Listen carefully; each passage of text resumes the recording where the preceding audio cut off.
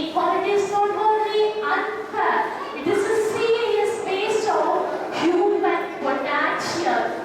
Gender inequality is not only hard for women, it also pressures the men to be fitted to rigid roles, to always be strong, unemotional, and dominant. This too is a form of social limitation. True equality gives the both men and the women the freedom to be themselves without judgment and expectation.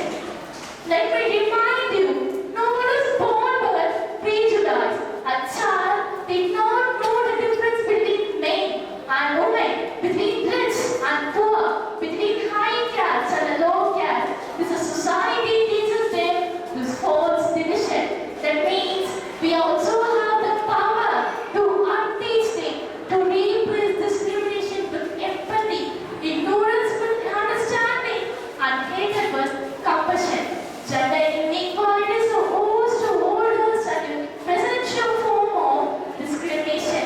Even today, when we celebrate progress, modernization, women across the world still face limited pay, unequal access to education, healthcare, for every girl disgraced from study, for every woman who in leadership, for every individual who shift beyond the traditional gender roles. This is a system ready to remind them of their boundaries, set by stereotypes.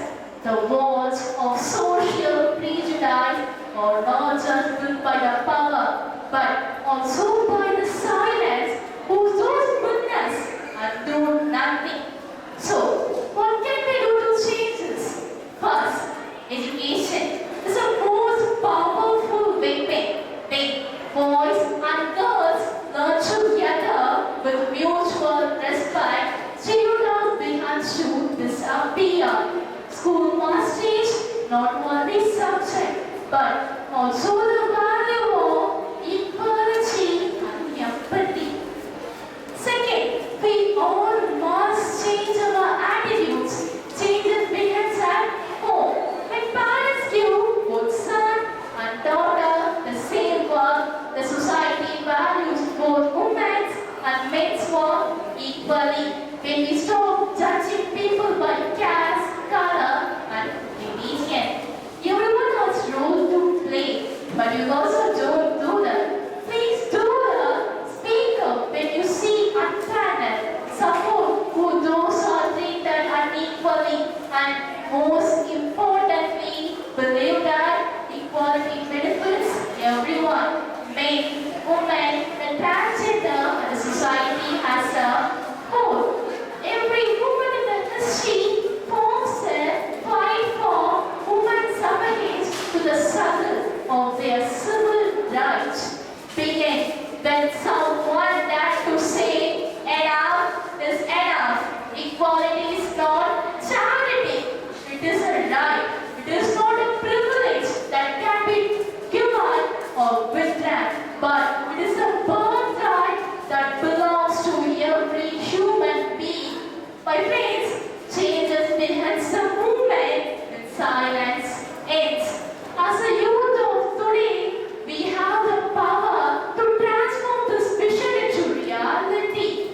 Let us start questioning stereotypes by respect.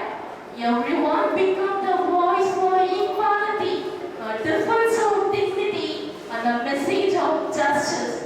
At the end of my speech, I ask you one question. What kind of society do we wish to want to build? And the answer is one who live in the light of equality. Yeah, the answer is right. But the answer is not by speech or no words, but in action, in how we treat others, in how we refuse discrimination, in how we nurture fairness in every heart we touch. Let us be the generation not only